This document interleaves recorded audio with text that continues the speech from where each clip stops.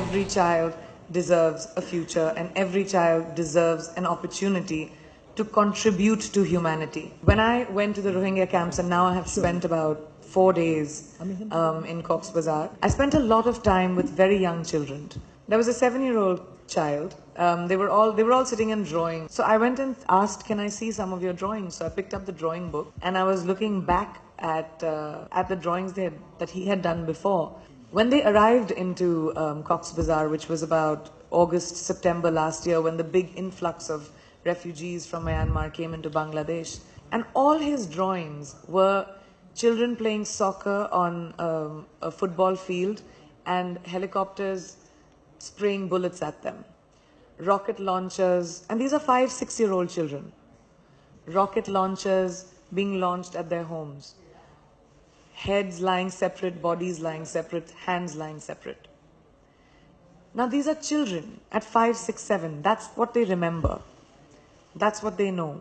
And I really, really have to applaud the government of Bangladesh, who has opened up their borders and allowed so many refugees to come in. Almost 1 million people that Bangladesh has allowed inside, just because of humanity. And now that I have been to 2 of the biggest refugee camps in the world, one which was in Jordan, where Syrian refugees lived for about 7 years now, and then now to the Rohingya camps in Cox's Bazar. The only thing I can see is a generation of children that will not have education, that will be illiterate, that will be vulnerable to violence, people putting guns in their hands instead of pens. What will happen to the world when there's a huge generation of children that become vulnerable to violence? The world is already in a precarious place. Look at the amount of violence that is happening around the world. Do we need any more hatred? Do we need any more of that? The message that I want to take from these camps is that refugee children are the world's responsibility, because they don't have anywhere to go. They don't have anything to call their own.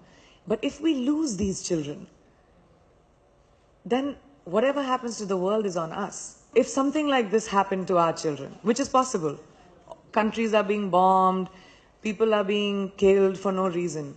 If that happened to your children, will you want someone to help them? That's the same question. A child is a child. It doesn't matter where they come from, where they're going, what their parents did, what their religion is, which country they come from. A child is a child, and every child born onto this earth is the responsibility of the globe. Think about our future and the future of our children through the eyes of these kids. They have nothing. This is not the choice of the kids. Nothing is the choice of the children. And for me, that is my biggest advocacy, is that please open your hearts and your compassion towards the kids. What was really wonderful to see, I was telling you the story, and this boy's name is Mansoor Ali, by the way. He was 7 years old, who was drawing these drawings of, soccer fields being bombed and bullets being sprayed at them. After 6 months, his drawings were Bangladesh.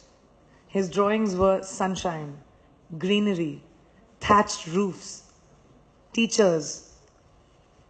And that just happened in 6 months because there was humanity shown to them. And that's what's important for refugee children around the world. In 1 month, World Refugee Day happens. And I would really, really like to implore the world to have a little bit of compassion for people who don't have anything. That's all that it is. I've had an incredibly heart-wrenching trip, and at the same time an extremely inspiring trip, to see the way the government of Bangladesh has opened up its hearts towards these refugee children and towards these refugees was incredible to see. The spirit of these young children, how strong they are, how tough they are, how much fun they have with me. We played lots of games. I had tea made by the children. I was dancing with them. I witnessed one of the classes.